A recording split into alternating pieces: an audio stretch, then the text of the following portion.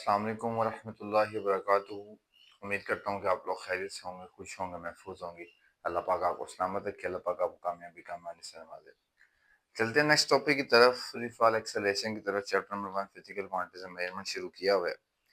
तो free fall acceleration को समझते हैं कि एक्चुअली फ्री फॉल एक्सेलरेशन क्या होता है। फ्री फॉल एक्सेलरेशन में जनरली तौर पर वो कहता है कि सर जब आपके पास कोई बॉडी वर्टिकली तौर पे फॉल कर रही है, जब कोई बॉडी वर्टिकली तौर पे फॉल कर रही है, तो उस बॉडी के अंदर एक एक्सेलरेशन होता है, that is known as gravitational acceleration.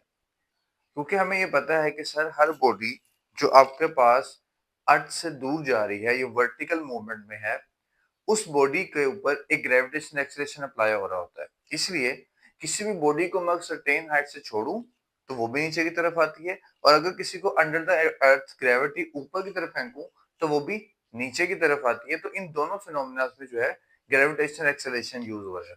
और ये ग्रेविटेशनल एक्सेलरेशन मेरे पास इसकी वैल्यू 9.8 ms-2 होती है।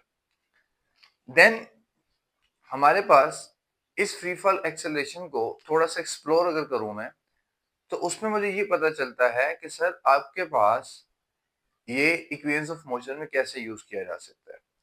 इक्वेशंस ऑफ मोशन जो आपने प्रीवियस लेक्चर्स में पढ़ी कि इक्वेशंस ऑफ मोशन क्या है, किस तरह यूज होती हैं, तो वही इक्वेशंस ऑफ मोशन को अगर हम देखें कि एक बॉडी जो सर्टेन हाइट पे है, जब इस बॉडी की कोई इनिशियल वेलोसिटी नहीं है, तो मैं कहूंगा कि सर इस बॉडी की इनिशियल वेलोसिटी जीरो है। एक बॉडी किसी हाइट पे है, ग्रेविटेशन एक्सेलरेशन की वजह से नीचे मूव करती है, और before coming back to this point, मतलब ये अर्थ पे टकराने से पहले या किसी चीज पर टकराने से पहले इसकी कुछ फाइनल वेलोसिटी थी। तो इनिशियल वेलोसिटी से फाइनल वेलोसिटी तक का सफर with remembrance of distance, and distance के साथ साथ इस बॉडी के अंदर एक्सेलरेशन भी था, और किसी टाइम पीरियड में बॉडी नीचे आ रही है। तो जनरली तौर पे अगर मैं इस वर्टिकल मूवमेंट के ऊपर इक्वेशंस ऑफ मोशन को अप्लाई करूं, क्योंकि मुझे उसने कहा था कि आपके पास equations of motion just straight line movement पे अप्लाई हो सकती है, तो अगर इस मार्कर की मूवमेंट देखूं तो अब से ये क्या है, बिल्कुल स्ट्रेट नीचे आ रहा है। तो जब आप equations of motion vertical movement में यूज करेंगे, फ्री फॉल में यूज करेंगे, जब कोई बॉडी फॉल कर रही होगी, तो उसके अंदर समझिएगा कैसे हम इसको यूज आउट करेंगे। उसमें मेरे पास इसने कहा कि आपने जो इक्वेशंस ऑफ मोशन लिखी हैं, उन इक्वेशंस ऑफ मोशन में एक चीज चेंज कर लें। क्या चेंज कर सकते हैं हमारे पास? उसने कहा कि आप इस इक्वेशन ऑफ मोशन में एक्सेलरेशन को g से और नेगेटिव g से लिख सकते हैं। फ्री फॉल एक्सेलरेशन में g से और नेगेटिव g से, मैं इसको ब्लैक से ही लिख देता हूं ताकि ये प्रोमिनेंट हो जाए। g और नेगेटिव g से आप रिप्रेजेंट कर सकते हैं। अब क्वेश्चन यहाँ पे ये है कि सर कब मैं g को पॉजिटिव पुट करूंगा, कब मैं g को नेगेटिव पुट करूंगा इक्वेशन ऑफ मोशन के अंदर, और रिमेनिंग वैल्यूज जो है वो ऐसे कैसे रह जाएंगी, तो उसको आपने समझना है। देखें, आपके पास याद रखें दो तरह के केसेस उसने यहाँ पर डिस्कस किए हैं। मैं वही केसेस आपके साथ डिस्कस करूंगा और इसको टॉपिक को हम लोग सम अप करेंगे। देखें, जब आपके पास बॉडी इस पॉइंट पे होगी, इस पॉइंट का मतलब यह है कि जब बॉडी डाउनवर्ड आ रही है, ठीक है, जब बॉडी डाउनवर्ड मूवमेंट में होगी, डाउनवर्ड फॉलिंग में होगी, डाउनवर्ड वर्टिकल मूवमेंट इसकी होगी, अप से डाउन की तरफ होगी, तब आपके पास बॉडी की इनिशियल वेलोसिटी जीरो होगी। क्योंकि यहां से मैं अगर इसको ड्रॉप करता हूं तो मुझे इस बॉडी के ऊपर कोई फोर्स अप्लाई नहीं करनी पड़ी, दैट्स व्हाई द रीजन इसकी इनिशियल वेलोसिटी जीरो है।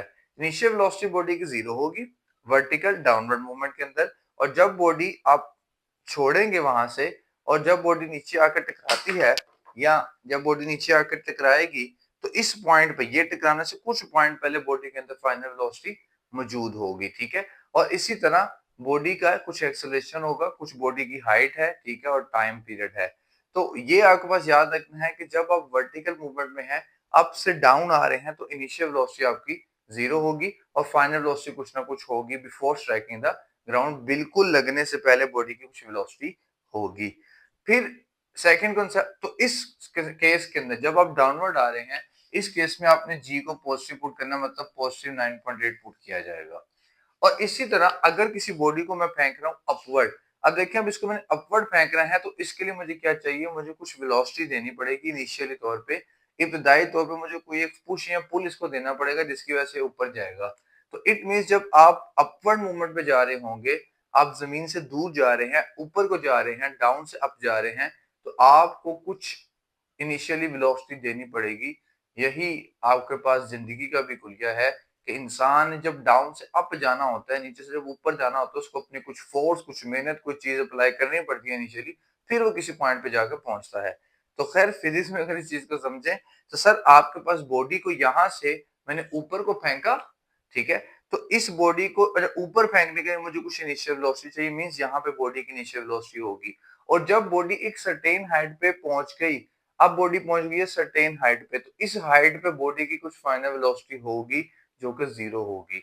तो याद रखिएगा होल द फिजिक्स, जब आप किसी बॉडी की डाउन से अप मूवमेंट को डिस्कस कर रहे होंगे तो बॉडी की इनिशियल वेलोसिटी आप निकालेंगे, फाइनल वेलोसिटी बॉडी की मैक्सिमम हाइट पे जाके जीरो हो जाएगी। मतलब मैक्सिमम हाइट का मतलब बॉडी कितनी हाइट पे जाके वापस नीचे आती है, तो फाइनल वेलोसिटी वहां पे क्या हो जाएगी, बॉडी की जीरो हो जाएगी। तो इस केस के अंदर हम ग्रेविटी को -9.8 पुट करते हैं, क्योंकि इसकी रीजन ये है कि हमारे पास बॉडी जो है वो अगेंस्ट द ग्रेविटी जा रही है। तो जो चीज अगेंस्ट जा रही होती है उसके साथ एक नेगेटिव साइन लग जाता है।